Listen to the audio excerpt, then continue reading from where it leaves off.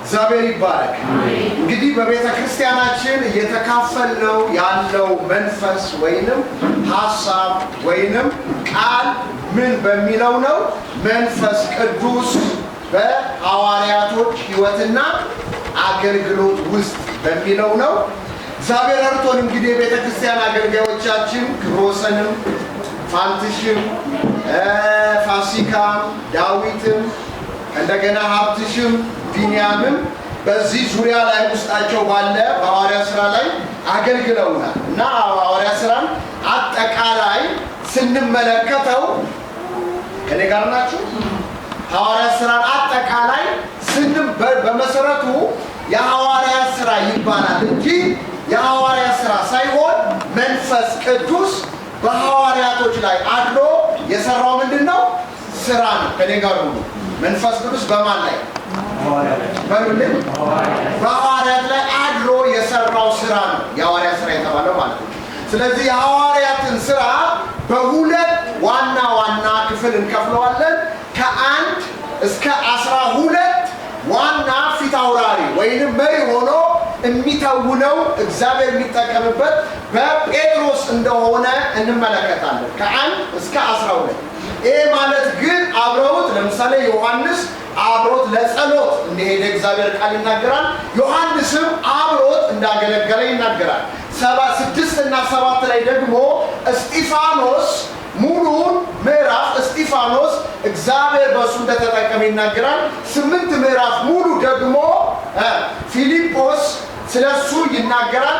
9 ከ1 እስከ 38 አካባቢ ጳውሎስን እግዚአብሔር ወደ ደማስቆ እንደተገናኘው ይናገርና ከ9 ከ39 በኋላ እስከ 12 መጨረሻ እግዚአብሔር በጴጥሮስ እንደተጠቀመ እንመለከታለን። ስለዚህ የሐዋርያ ሥራ ከ1 እስከ 12 ፊት አውራሪ ሆኖ የሚገለጥበት በማን ላይ ነው? በጴጥሮስ ላይ ነው። ይህንን እንድትይዙ ፈልጋለሁ። ከ13 እስከ 28 ደግሞ ዋና እግዚአብሔር ከተገለጠለት በኋላ 9 ላይ ጳውሎስና በርናባስ 5 ሰዎች ሲጸልዩ መንፈስ ቅዱስ ለጠሯቸው አገልግሎት ለዩልኝ ብሎ ፊት አውራሪ ሆኖ የሚያገለግለው ማን ነው? ጳውሎስ ነው። አብሮ እነ ባርናባስ እነ ጢሞቴዎስም አብሮ ያገለግላሉ። ከ13 እስከ 28 ዋና ፊት አውራሪ ሆኖ የሚያተኩረው በማን ላይ ነው? እግዚአብሔር መጽሐፍ ቅዱስ በጳውሎስ ላይ ነው ብለን ተመልክተናል። እንግዲህ ይህ ሲሆን ጳውሎስ ከ13 እስከ 28 3 ታላላቅ የወንጌል ጉዞዎችን አድርጓል።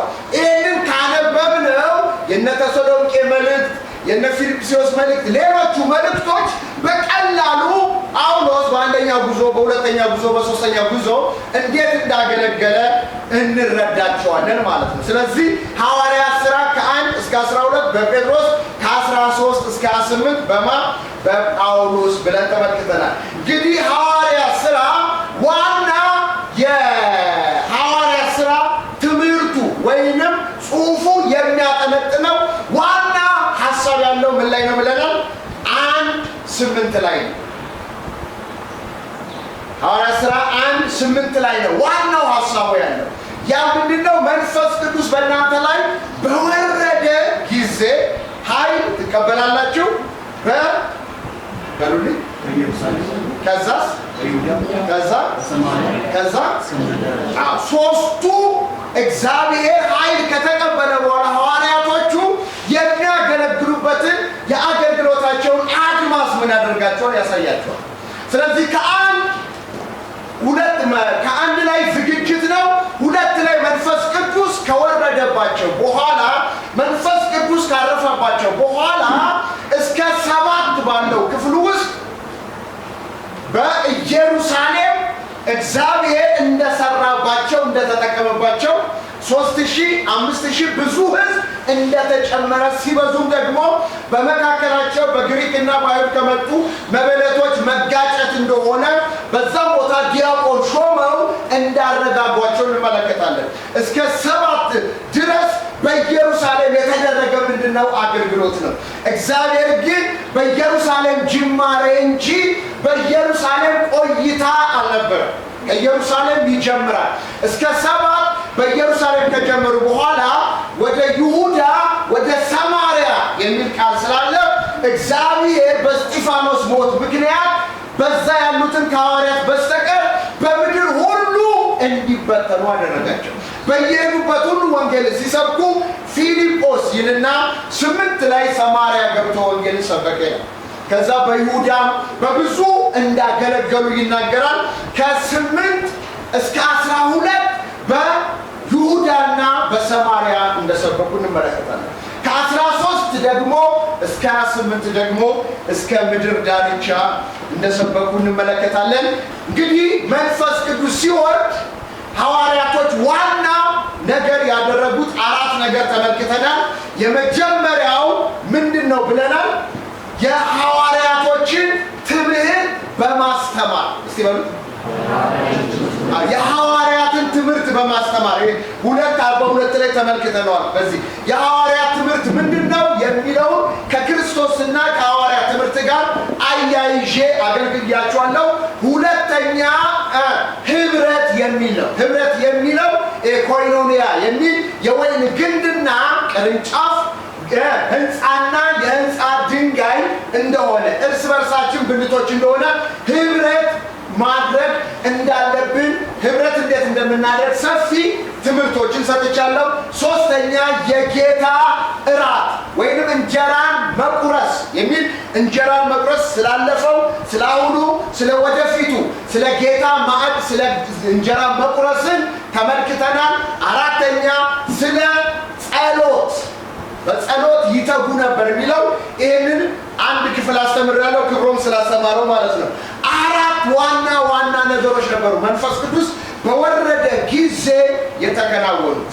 እነዚህን እንድትይዙ ፈልጋለሁ። እንግዲህ ዋናው ሐሳብ ምንድነው? መንፈስ ቅዱስ በሐዋርያቶች ሕይወትና አገልግሎት ውስጥ መንፈስ ቅዱስ ከወረደ በኋላ ምንድነው ያደረገው የሚለው 7 ሐሳቦችን ቶሎ ብዬ አሳያችኋለሁ። መንፈስ ቅዱስ በሐዋርያት ሕይወትና አገልግሎት ያደረገው የመጀመሪያ አንደኛ የኢየሱስን ሞትና ትንሣኤ እንዲመሰክሩ ነው ያደረጋቸው። ምን አልኩኝ? አንድ ላይ አሁን ብዙ ጊዜ ክርስቲያኖችን የማናስተውለው ነገር ምንድነው? ክርስቶስ ኢየሱስ በስጋ በነበረበት ጊዜ ደቀ መዛሙርቶችን አብ ለኢየሱስ የሰጣቸው ነው። እነዚህ ደቀ መዛሙርቶቹ ደግሞ ክርስቶስን ሲናገር ከሰጠኝ ከጥፋት ልጅ በስተቀር አንድም አልጎደለም ማለት አብ የሰጣቸው ናቸው ደቀ መዛሙርቶቹ ማለት ነው። እነዚህ ደቀ መዛሙርቶቹ ከክርስቶስ ኢየሱስ ሳምንት አብትሽ ካገለገለ እንዴት እንደጠራቸው 5ቱን ተመልክተናል። ቀራጩን ደግሞ ሲቀርጥ እንደጠራው ተመልክተናል። ወይንም ደግሞ በጥብርያኖስ ባህር ሲያጠምዱ እንደጠራቸው ተመልክተናል። እነዚህ ደቀ መዛሙርቶች ወደ ኢየሱስ ከመጡ በኋላ ከኢየሱስ ክርስቶስ ጋር አብረው ውለዋል፣ አብረው አድረዋል። ከእንደገናም ደግሞ መጽሐፍ ቅዱስ ሲናገር ትዝ ይላችኋል። ጴጥሮስ ይሁዳ በካደ ጊዜ ምን ብሎ ተናገረ? አንድ ሰው ሊሾሙ ሲፈልጉ ከዮሐንስ ጥምቀት ጀምሮ ኢየሱስ የመጨረሻ የተጠመቀው በዮሐንስ ማነው? ኢየሱስ ነው። ከዮሐንስ ጥምቀት ጀምሮ እስካረገበት ቀን ድረስ ከኛ ጋር የነበረ የዓይን ምስክር የሚሆናል። አሁን ሐዋርያቶች ከኢየሱስ ጥምቀት ጀምሮ እስካረገበት ጊዜ አብረው ነበሩ። አብረው ወጥተዋል፣ አብረው ገብተዋል፣ አብረው አድረዋል፣ አብረው ሁሉን ነገር ተካፍለዋል። መከራ እንደሚቀበል እንደሚሞት በሶስተኛው ቀን እንደሚነሳ ነግሯችኋል። ይህ በሚሆንበት ጊዜ ሲያንገላቱት፣ ሲሰድቡት፣ መስቀል ላይ ሲሰቀል ተፈጸመ ብሎ ነፍሱን ሲሰጥ አይተውታል። ግን እንደሚነሳ ስላላመኑት ሁሉም ወዴት ሄዱ? ወደ ስራቸው ሄዱ። የኤማሁስ መንገደኞች ሄዱ። ጴጥሮስም 7 ይዞ ሄደ። ከእንደገና በትንሣኤው ጊዜ ተገልጦ ኢየሱስ ሁሉንም ሰብስቦ አብሮ እንዳውም እኮ ሲገለጥላቸው በተዘጋ ቤት ውስጥ ምን ያዩ መሰላቸው ነው የሚለው? መንፈስ ያዩ መስሏቸው ደነገጡ ይላል። አትፍሩ፣ መንፈስ በእኔ እንደምታዩት ስጋና አጥንት የለውም ብሎ አብሮ እንጀራ በልቶ እንጀራ ቆርሶ አብሯቸው ምን አደረገ? አሳያቸው። ኢየሱስ ክርስቶስ ከሙታን ሲነሳ ለሁሉም አልታየም። ኢየሱስ ለደቀ መዛሙርቶቹ ራሱ የታየው በቁጥር ነው።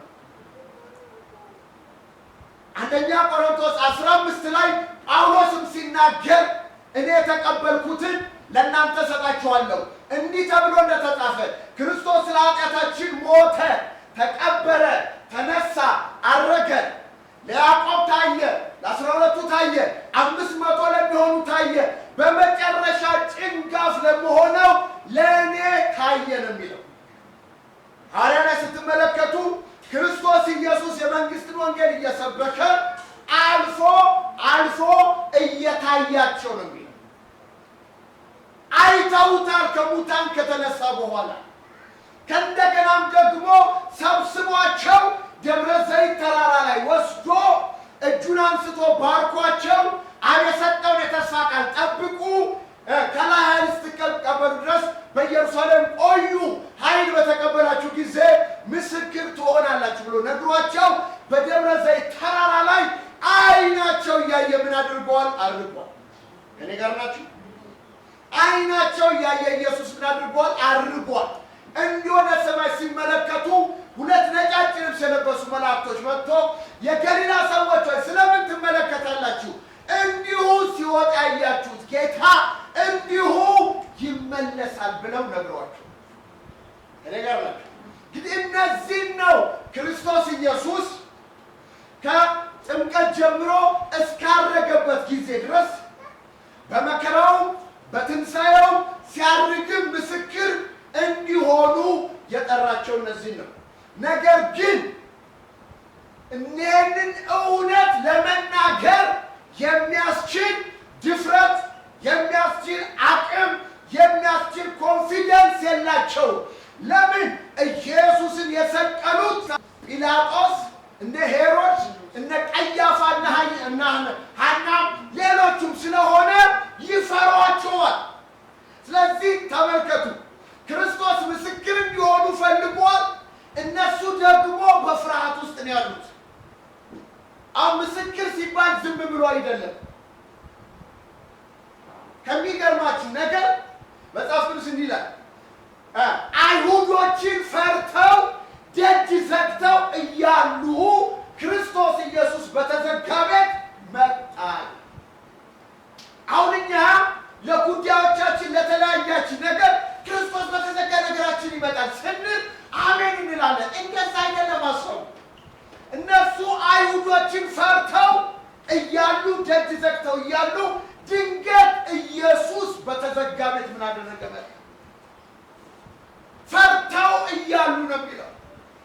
ስለዚህ ክርስቶስ ኢየሱስ ለመናገር ስለ ክርስቶስ ለመመስከር ዋናው ላይ ወይም እርጥቡ እንጨት ላይ እንዲህ ያደረጉበት፣ ሌላው ላይ ደግሞ እንደሚጨክኑ ስለሚያውቁ በፍርሃት ውስጥ ነበሩ። ስለዚህ ለዚህ ፍርሃታቸው ማስታገሻ፣ ከዚህ ፍርሃታቸው የሚያወጣቸው፣ ከዚህ ድንጋጤ የሚያወጣቸው በሙሉ ኃይል መናገር የሚችሉት ኃይል ሲመጣ ብቻ ነው። ስጩና አሜን። ቀኝ እጃችሁን አንሱና እግዚአብሔር ሆይ ኃይልህን ስጠኝ ብላችሁ ጩሁ። ዝገቡት እስቲ። ኃይል ሳትቀበሉ እንዳትወጡ አላቸው። ውጭ ያሉ ክፉ እኔን የሰቀሉ፣ በእኔ ላይ በውሸት የከሰሱ፣ በእኔ ላይ ሰይፍ ያነሱ፣ እኔን ለመርገም ሞት አሳልፈው የሰጡ ስለሆነ እናንተም ኃይል ሳትቀበሉ አትውጡ። ያያችሁት ነገር አለ? አዎ። የሰማችሁት ነገር አለ? አዎ። የዳሰሳችሁት ነገር አለ? አዎ። እውነትን አውቃችኋል? አዎ። ይህንን እውነት የምትናገሩት፣ ያያችሁትን የምትመሰክሩት፣ የሰማችሁትን የምትናገሩት፣ በአደባባይ የምትናገሩት፣ በየትኛው ፊት ቆማችሁ የምትናገሩት ኃይል ሲኖር ብቻ ነው። ሲጩና አሜን ወርስ አሜን ሲበደም በሉልኝ አሜን። አያችሁ ለዚህ ነው መጽሐፍ ቅዱስ መንፈስ ቅዱስ በእናንተ ላይ በወረደ ጊዜ እስቲ በሉት መንፈስ ቅዱስ በእናንተ ላይ በወረደ ጊዜ አሁን መንፈስ ቅዱስ ባንተ ላይ ባንቺ ላይ በኔ ላይ በቤተ ክርስቲያን በቤተ እምነታችን በምድራችን በግልጽ ሊመጣና ሊወርድ ያስፈልጋል። መንፈስ ቅዱስ በእናንተ ላይ በወረደ ጊዜ ሲጩና በሉት መንፈስ ቅዱስ በእናንተ ላይ በወረደ ጊዜ መንፈስ ቅዱስ ሲወርድ ነው ሰው ኃይል የሚቀበለው። ሲወርድባችሁ ኃይል ትቀበላላችሁ። ኃይል የተቀበላችሁት ድፍረትን፣ እምነትን፣ መገለጥን፣ ጸጋን ይሰጣችኋል። የዛን ጊዜ መመስከር፣ ማወጅ፣ መናገር ትችላላችሁ። እስቲ በደንብ አሜን በሉ። እንግዲህ መንፈስ ቅዱስ ሲመጣ የመጀመሪያው የኢየሱስን ክርስቶስ ሞትና ትንሣኤ እንዲመሰክሩ አደረጋቸው። ሐዋርያት 2:23-24 ላይ ከእግዚአብሔር ዘንድ ለእናንተ የተገለጠ ሰው ነበረ፣ እርሱንም በእግዚአብሔር በተወሰነ ሐሳቡ በቀደመው እውቀቱ ተሰጥቶ በአመፀኞች እጅ ሰቅላችሁ ገደላችሁት። እግዚአብሔር ግን የሞትን ጣር አስነሳው፣ ሞት ይዘው ዘንድ አልቻለም ብለው እንዲናገሩ ተመልከቱ። የዳኑ ሰዎች 3000 ናቸው። የተሰበሰበው የአይሁድ ሕዝብ ሁሉ ነው። ስለዚህ እግዚአብሔር እውቀቱም ጥበቡም የቀደመ ነው። በእናንተ እጅ ተሰጥቶ ተላልፎ ተሰጠ። እናንተም አሰቃይታችሁ ገደላችሁት። እግዚአብሔር የሞትን ጣር አጥፍቶ አስነሳ። አሜን። ሲገደል አይተነዋል፣ ሲነሳም አይተነዋል። ለዚህ ነገር እኛ ምስክሮች ነን። ዳዊት ሞቷል፣ አልተነሳም። እናንተ የሰቀላችሁት ግን ተነስቶላል። አሜን። ልባቸው ተነካ፣ ወደ ጌታ እንዲመጡ አደረገ። 4:10 ላይ እዚህ ላችሁ ሁለቱ ጸሎት ሲሄዱ ብርና ወርቅ የለንም ያለን እንሰጣለን ብለው ተነሳ ቁም አሉት። ቆመ፣ ተመላለሰ። ከዛ 4:10 ላይ ይህ በምን እንደዳነ ይገርማል። 40 ዓመት ሙሉ ሽባ የነበረው ነው። ከዛ ይህ በምን እንደዳነ ብንመረምር እናንተ ሰቅላችሁ እግዚአብሔር ከሙታን ባስነሳው በናዝሬቱ ኢየሱስ ክርስቶስ ስም ይህ ደህና ሆኖ በፊታችሁ እንደቆመ ለእናንተ ለሁላችሁ ለእስራኤል ሕዝብ ሁሉ የታወቀ ይሁን። ይህ በምንድን ነው የዳነው ይህ ሰውዬ? እስቲ እንመርምር። እናንተ በሰቀላችሁት፣ እግዚአብሔር ግን ከሞት ባስነሳ። ሲባካችሁ አሜን ወርስ ይህ ሲሆን 5000 ሕዝብ ዳነ። ቀጥሎ 5:30 ላይ ሐዋርያት 5:30 ላይ እናንተ በእንጨት ላይ ሰቅላችሁ የገደላችሁትን ኢየሱስን የአባቶቻችን አምላክ አስነሳ። እናንተ ሰቅላችሁ በእንጨት ላይ ገደላችሁት፣ የአባቶቻችን አምላክ ምን አደረገው? አስነሳው። እኛም ለዚህ ነገር ምስክሮች ነን። አሜን። ምንድን ነን? ምስክሮች። ደግሞም እግዚአብሔር ለሚታዘዙት የሰጠው መንፈስ ቅዱስም አብሮን ይመሰክራል። አሜን። ጩና በደንብ አሜን። አይ እነዚህ ሰዎች ቤትም ቦታ ላይ ሰቅላችሁ ገደላችሁት፣ እግዚአብሔር አስነሳው፣ እኛ ምስክር ነን። አሜን። ጩና አሜን። ስሙ፣ ይሁዳ በገዛ ፈቃዱ እንኳን ቢሄድ አንድ ሰው ሊመርጡ ሲፈልጉ ምንድን ነው ያሉት? ከዮሐንስ ጥምቀት ጀምሮ እስካረገበት ጊዜ ድረስ ከኛ ጋር የአይን ምስክር የነበረ ከሁለታቸው አንድ ሰው ንምረጥና የትንሣኤው ምስክር ይሁን። አሜን። የምን ምስክር? ኧረ በሉልኝ። የትንሣኤው ምስክር። ሐዋርያት 1:22 የትንሣኤው ምልክት። ሐዋርያት 1:21 ብዙ ነው ወገኖቼ። ቶሎ በሐዋርያት 10:30 9:41 ወደ ቆርኔሌዎስ ተልኮ ጴጥሮስ ቆርኔሌዎስ ጋር ከደረሰ በኋላ እግዚአብሔር የሰው ፊት እንደማያደላ በፊቱ ጽድቅን የሚያደርግና እግዚአብሔርን የሚፈራ በእውነት በእግዚአብሔር እንደተወደደ አወቁ። አይሁድ ከአሕዛብ ጋር አይተባበሩም፣ እናንተ ግን ስትጠሩኝ መጣሁ ብሎ ስለ ክርስቶስ መናገር ጀመረ። ሐዋርያት 10 ላይ እግዚአብሔር የናዝሬቱ ኢየሱስን በመንፈስ ቅዱስና በኃይል ቀባው እያለ በእግዚአብሔር አስቀድሞ ለተመረጡ ምስክር ለሆንን ለእኛ ታየ። ከሙታን ከተነሳ በኋላ አብረን የጠጣን አብረን የበላን እኛ ነን አለ። እረስ በደም አሜን ወንስ አሕዛብ ናቸው። የናዝሬቱ ኢየሱስን ቀብቶታል። መልካም እያደረገ ዞሯል። እግዚአብሔር ግን በእርሱ በስሙ የኃጢአት ስርየት እንደሚገኝ እኛም ነገረን። ስለዚህ ክርስቶስ ሲሞት አይተነዋል፣ ሲነሳም አይተነዋል። እኛም አብረነው በልቷል። ለዚህም ነገር ምስክሮች ነን። ጩና እስቲ አሜን በሉ። ምንድን ነን በሉልኝ? ለኃጢአት ስለመሞቱ ሞቱን ድል አድርጎ ስለመነሳቱ በዓይናችን ያየነው ሲያርግ ያየነው እንደሚመለስ እርግጠኛ ሆነን ነው የምንሰማው። ጩና አሜን በሉ። በደንብ በሉልኝ። ወንጌል ኃይል የሚኖረው በተገለጠላቸው መንፈስ ቅዱስ በተሞሉ ሰዎች ነው። ይኸውላችሁ እንደ ጴጥሮስ አይተናል፣ ሰምተናል፣ በልተናል፣ አብረነው ሆነናል።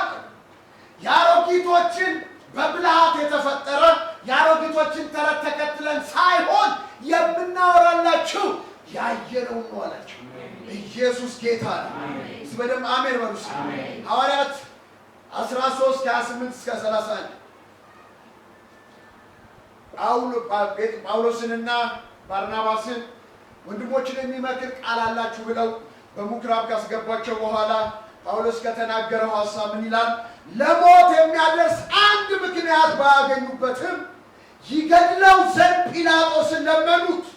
ስለ እርሱ የተጻፈው በተፈጸመ ጊዜ ከእንጨት አውርደው በመቃብር አኖሩት። እግዚአብሔር ግን ከሙታን አስነሳው። በሕዝብም ዘንድ ምስክሮች ለሆኑት ከእርሱ ጋር ከገሊላ ወደ ኢየሩሳሌም ለወጡት ብዙ ቀን ታያቸው። አሜን ሃሌሉያ። 22:14 ላይ 22:14 ላይ ለጳውሎስ እግዚአብሔር ሐዋርያት 9 ከተገለጠለት በኋላ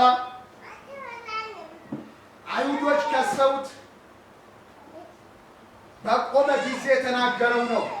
እርሱም አለኝ ይላል። ኢየሱስን ነው ጳውሎስ የሚለው። እርሱም አለኝ የአባቶችህን አምላክ ፍቃዱን ታውቅ ዘንድ ጻድቁን ታይ ዘንድ ከአፉም ድምፅ ትሰማ ዘንድ አስቀድሞ መርጦሃል። ባየኸው በሰማኸው በሰው ሁሉ ፊት ትመሰክርለታለህ። አሜን አሜን። ተመልከቱ 12ቱ የበጎ ሐዋርያቶች አሉ። ይሄኛው ደግሞ እነዚህ የበጎ ሐዋርያቶችን የሚያገለግሉትን አገልግሎት ቤተ ክርስቲያንን የሚቃወም ሲሆን እግዚአብሔር በደማስቆስ ሲገለጥለት ክርስቶስ ምን አለኝ አለ? የአባቶችን አምላክ እግዚአብሔርን ታውቀው ዘንድ አሜን ከአፉ ድምፅ ትሰማ ዘንድ ጻድቁን ታየው ዘንድ እግዚአብሔር መርጦሃል። ለዚህም ነገር ምስክር ትሆንለታለህ። ሲባካችሁ አሜን። እግዚአብሔር የሚፈልገው ምስክር የሆኑ አገልጋዮች ነው። ያዩትን የዳሰሱትን በሕይወታቸው የተከናወነውን ነገር አፋቸውን ሞልተው በየትም ቦታ የሚናገሩትን ጌታ ምን ያደርጋል? ጳውሎስ እዚህ ቦታ ላይ የሚተናገር ቅድም እንዳልኳችሁ አንደኛ ቆሮንቶስ 15 ከ1 እስከ 4 ስታነቡት እኔ ደግሞ የተቀበልኩትን ከሁሉ በፊት አሳልፌ ሰጥቻችኋለሁ እንዲህ ብዬ መጽሐፍት እንደሚል ክርስቶስ ለኃጢአታችን ሞተ፣ ተቀበረ። መጽሐፍት እንደሚል በሦስተኛ ቀን ተነሳ፣ ለኬፋ ታየ፣ በሁሉም በኋላ ጭንጋፍ ለመሆን ለእኔ ደግሞ ታየ። አሜን አሜን። እግዚአብሔር ምስክር ሲበሉት በሉ የእግዚአብሔር ምስክር በሉ የክርስቶስ ምስክር በሉ ልንሆን የተጠራ ነው ምስክሩ። ኃይል የሚያስፈልገው እስከ ምድር ዳርቻ ከኢየሩሳሌም ተነስተው ምስክር እንዲሆኑ ነው። እኖቼ ይሄ የሞተልን ስለ ኃጢአታችን የሞተልን ስለኛ በደልና ኃጢአት ተላልፎ የቆሰለልን ስለኛ እርግማን ሆኖ ከእርግማን ዋጀን ዘንድ በመስቀል የተንጠለጠለው የተቀበረው በሦስተኛ ቀን የተነሳው በአባቱ ቀኝ ያደረገው ዳግመኛ የሚመጣው ኢየሱስ በሕይወት ምን አድርጎልሃል? በሕይወትሽ ምን አድርጎልሻል? እኖቼ የተደረገልንን ነገር ያየነውን ክብሩን የሰማነውን ድምፁን የቀመስነውን ፍቅሩን ነፃ ያወጣንበት ኃይሉን ሰይጣንን ያሸነፍንበት ስልጣኑን ብሎቼ በነፃነት እንድንኖር ነፃ ያወጣን እኮ ኢየሱስ። ኩነኔ እንዳይኖርብህ ያደረገህ ኢየሱስ ነው። ድግምት፣ ጥንቆላ፣ ሟርት፣ አስማት እንዳይሰራብህ እባብና ጊንጡን እንድትረግጥ ኃይልና ስልጣን የሰጠን ምንም የሚጎዳችሁ የለም ተብሎ የተነገረልን በኢየሱስ። እስቲ በደምብ አሜን በሉ። ድገሙት እስቲ፣ ድገሙት እስቲ። እነቼ ጴጥሮስ እኮ ለዚህ ነው ለተበተኑት በ5 ነው በ4 ሀገር ለተበተኑት ሰዎች ጌታ ቸር መሆኑን ቀምሳችሁ እንደሆነ ቸርነቱን ቀምሰሻል ወይ? ማዳኑን አይተሻል ወይ? ከእጁ ተቀብለሃል ወይ? ተዘልለህ ተቀምጠሃል ወይ? ሲባካችሁ አሜን በሉ። ረፍት እሰጣለሁ ብሎ ረፍት አግኝታችኋል ወይ? ወገኖቼ እናንተ ሸክም የከበደ ወደ እኔ ኑ እኔም አሳርፋችኋለሁኝ። በኢየሱስ አርፈን ከሆነ ወደ ሰንበት ረፍት ገብተን ከሆነ መቼ አርፌያለሁ ብለን መዘመር ብቻ አይደለም። አሳርፎኛል አንተ ምረፍ አንቺ ምረፊ ብለን መመስከር አለ። በደምብ አሜን በሉ። ወገኖቼ ከነዓን አያሳርፍም፣ ከነዓን አያሳርፍም። ብርሃን ጻፊ ላይ ኢያሱን ወደ ያስገባቸው ኢያሱ አሳርፏቸው ቢሆን ኖሮ በዳዊት አፍ አንድ ቀን ስለ ረፍት ባልተቀጠረ ነበር። እግዚአብሔር እረፍት ግቡ። እስቲ ወደ እግዚአብሔር እረፍት በሉ። ወደ እግዚአብሔር እረፍት ድገሙት እስቲ። ወደ እግዚአብሔር እረፍት ገብቻለሁ በሉ። አርፌያለሁ በሉ። በክርስቶስ ያረፈ ሰው ያሳርፈኛል የሚል ነገር ቢመጣለት ለእግዚአብሔር ክብር ይሆናል እንጂ ከክርስቶስ እረፍት ፎቅ ያደርገው። ስጩና አሜን በሉ። ስለዚህ እግዚአብሔር ኃይል የሚሰጠው ለምንድን ነው? ለምስክርነት ነው። እስቲ አሜን አሜን በሉት። እስቲ አሜን በሉ። ለምንድን ነው የሚሰጠው? እስቲ ሃሌሉያ በሉ። ሃሌሉያ ድገሙት እስቲ። ሃሌሉያ ድገሙት እስቲ። ሃሌሉያ ላንተ ላንቺ ለኔ የሆነልን በክርስቶስ በክርስቶስ ነው። በክርስቶስ ድገሙት እስቲ። በክርስቶስ በክርስቶስ አለን። ኩነኔ የለብንም። በክርስቶስ ነፃ ወጥተናል። በክርስቶስ በሰማያዊ ስፍራ ተቀምጠናል። አሜን። በክርስቶስ ላሉ ሃሌሉያ ክብር ለኢየሱስ ይሁን። እስቲ በደምብ አሜን በሉ። ኩነኔ የሚያሰቃያቸው ኩነኔ የሚጫወትባቸው ኩነኔ እንቅልፍ ለሚያነሳቸው ሰዎች በክርስቶስ ኢየሱስ ሁንና ከኩነኔ እንደኔ ነፃ ውጣ ብለን መመስከር ይችላል። ሃሌሉያ። ሁለተኛ ስንተኛ አልኩኝ? ሁለተኛ ኢየሱስ እርሱ ክርስቶስ እንደሆነ ያስተምሩና ይሰብኩ ነበር። ምን አልኩኝ? ድገሙት።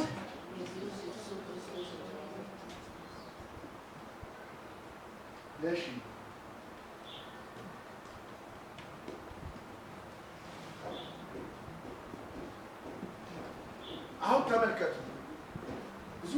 ክርስቲያን እንደው እግዚአብሔር ቢገኔ ወደ ጌታ የመጣው ጊዜ ከ3 ወር ከ4 ወር አልበለጠም።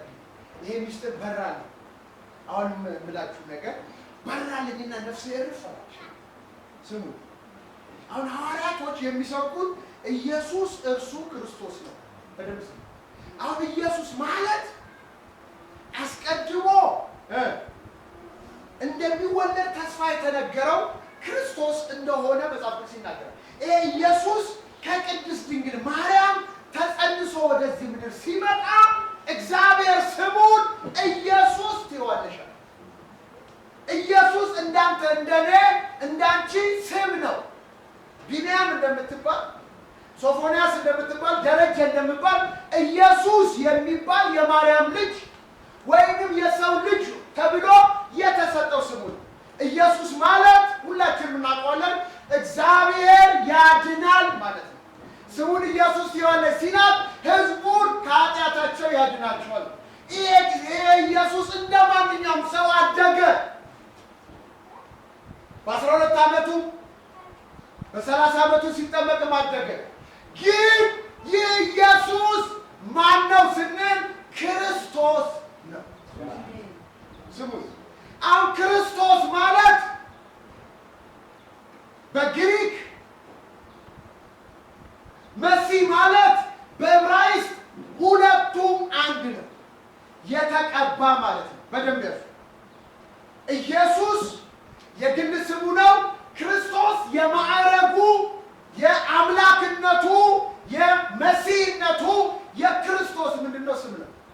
ስለዚህ አሁን ኢየሱስ የማርያም ልጅ፣ ኢየሱስ በመንፈስ ቅዱስ የተወለደው፣ ኢየሱስ በናዝሬት ያደገው፣ ኢየሱስ የገሊላ ሰው፣ ኢየሱስ እርሱ ክርስቶስ አይደለም ይላሉ አይሁዶች። እነዚህ ደግሞ ኢየሱስ እርሱ ክርስቶስ ነው። ጨዋታ እኔ ጋር ናችሁ? ከኔ ጋር ናችሁ? ካልገባችሁ መጠየቅ ትችላላችሁ። ምንም ችግር የለም። ወይ አብራራው ብሉ፣ አብራራላችሁ። እሺ እንግዲህ ብዙ የሚታታብን ነገር ይሄ ነው። አሁን ክርስቶስ የሚባለው መጥቷል። ማን ሆነው በሉልኝ። አሁን የሚመጣ ሌላ ክርስቶስ ወደዚህ ምድር ሊቀመጥና ነፃ ሊያወጣ የሚመጣ መሲህም ክርስቶስም የለም። የሚመጣው ሊፈርድና ቤተ ክርስቲያንን ሊነጥቅ ነው። ኢየሱስ ጌታ ነው። እንዲሁ ሲወጣ ያያችሁት ጌታ እንዲሁ ኢየሱስ የሆነው ክርስቶስ ሐዋርያቶች የሰበኩት እርሱ ነው የሚመጣው። ፊቱና አሜን ነው። አሁን ተመልከቱ። ምጽፉ እንደው ግዴለስ ጭንቅላታችሁ ያዙ። እግዚአብሔር አምላኬ ሆይ በሉት። ኢየሱስ ክርስቶስ ኢየሱስ የእግዚአብሔር ልጅ መሆኑን መገለጥን መረዳትን ስጠኝ። በኢየሱስ ስም ይሁንልኝ።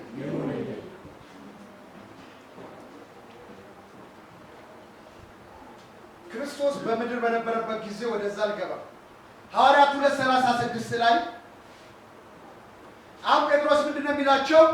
እንግዲህ ይህንን እናንተ የሰቀላችሁትን ማንን?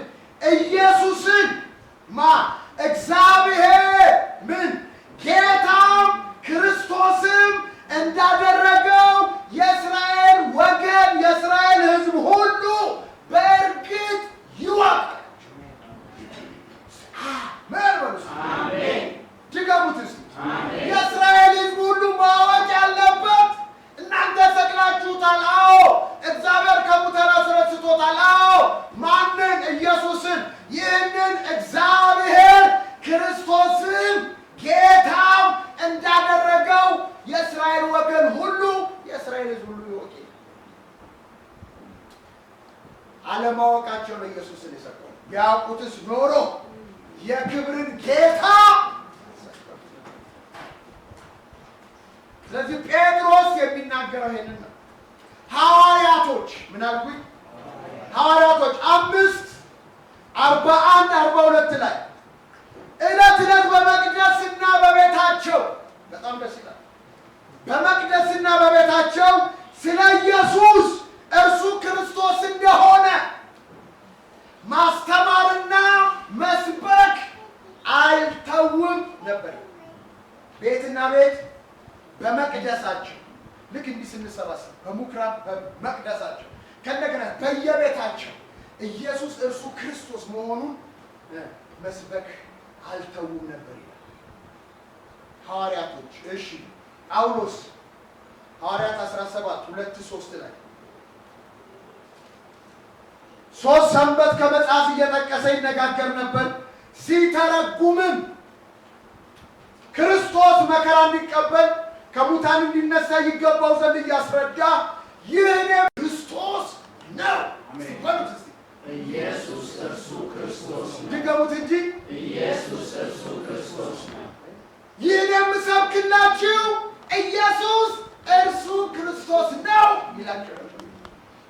18:5 ላይ ለማን እንደሚል ግቡ ለተሰሎንቄ ለተለያዩ ምኩራብ ውስጥ ላሉ 18:5 ሲላስና ጢሞቴዎስ ከመቄዶንያ በወረዱ ጊዜ ጳውሎስ ኢየሱስ እርሱ ክርስቶስ እንደሆነ ለአይሁድ እየመሰከረ ለቃሉ ይተጋል። ሲከገባችሁ ልጆቻችሁ ጥሩ ነው። እሺ አጵሎስ 18 እንግዲህ ስብከታቸውና ትምህርታቸው ኢየሱስ ተኮር ነው። ኢየሱስ እርሱ ክርስቶስ ነው ነው። አሁን አጵሎስ ሐዋርያት 18:28 ላይ አምነው የነበሩትን በጸጋ እጅግ ይጠቅማቸው ነበር።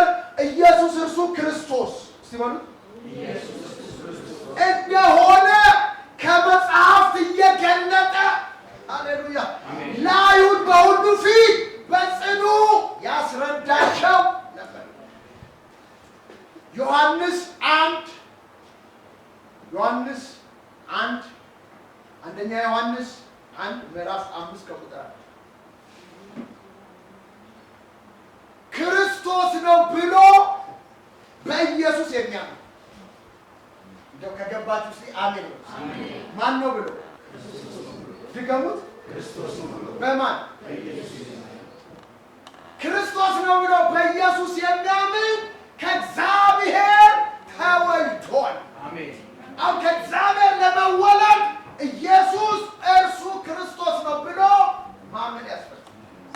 ከእግዚአብሔር ስትወለድ ደግሞ ዓለምን አሜን። እስቲ ባካችሁ አሜን አሜን ስጡና አሜን በሉ። ኢየሱስ እርሱ ክርስቶስ መሆኑን ከሚያምን በቀር ኧረ እናንተ ሰዎች እስቲ አሜን በሉ። ማ ኢየሱስ መሆኑን ከሚያምን በቀር ዓለምን የሚያሸንፍ ማን ነው? ዓለምን የሚያሸንፈው እምነታችን ነው። እምነታችን ኢየሱስ እርሱ ክርስቶስ አሜን። ሌላፋና ይሄ ሰይጣን አይወደውም። የሃይማኖት ሰዎች አይወዱትም። ኢየሱስ እርሱ ክርስቶስ አሜን። ኢየሱስ እርሱ ክርስቶስ መሆኑን ከሚያምን በቀር ዓለምን ማን ያሸንፋል? ግን ዓለምን በእምነት ያሸንፋል። አሜን። ሃሌሉያ ሃሌሉያ። እዚህ ነው ከኢየሱስ አይዟችሁ አትፍሩ ዓለምን እኔ አሸንፌአለሁኝ። ኬላፋና ማስ እስቲ ጩና አሜን አሜን። እስቲ በደም አሜን በሉ። አሜን ድገሙት እስቲ አሜን። ወንጌል ይሄ ነው። አሜን ወንጌል ይሄ ነው። ስሙ ቅድም እንዳልኩት የሐዋርያት ሥራ ዋና ቁልፉ 1:8 እንደሆነ የዮሐንስ ወንጌል ደግሞ ቁልፉ 20:31 ላይ ነው። ምን ይላል? ኢየሱስ በዚህ ምድር ሲኖር ብዙ ተአምራት አድርጓል። ቢጻፍለት መጽሐፍ አይበቃው። ነገር ግን ሃሌሉያ ኢየሱስ እርሱ ክርስቶስ የእግዚአብሔር ልጅ እንደሆነ አምናችሁ ሕይወት እንዲሆንላችሁ ተጽፏል። አሜን አሜን አሜን አሜን። ማ ኢየሱስ በሉት። ኢየሱስ ምን እንደሆነ ክርስቶስ እንደገናስ እግዚአብሔር እንደሆነ አምናችሁ ሕይወት እንዲሆንላችሁ ሕይወት ያለው በአብና በወልድ ውስጥ ነው። አብ ልጁን እንደላከ ልጁ ደግሞ ሕይወት ይዞ እንደመጣ ልጁ ያለው ሕይወት አለው። ልጁ የሚኖረን ክርስቶስ ነው ብለን ስናምን አሜን አሜን አሜን አሜን። ሳምንት ሲያገለግለን መገለጥ አገኘ። ማን ነበር?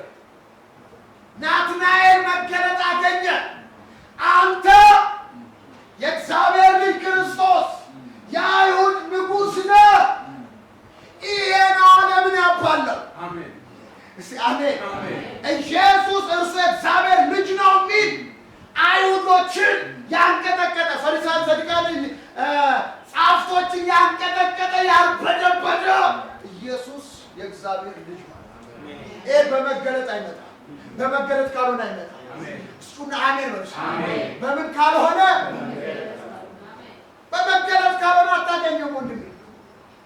ለዚህ ከነዚህ ከጠቢብ ከኃያላን ሰውረህ ለነዚህ ብላቴና ስለገለጥክላቸው አመሰግናለሁ። እዚህ የገለጠላችሁ ጌታ ይባላል። እዚህ በጭብጨባ በእልልታ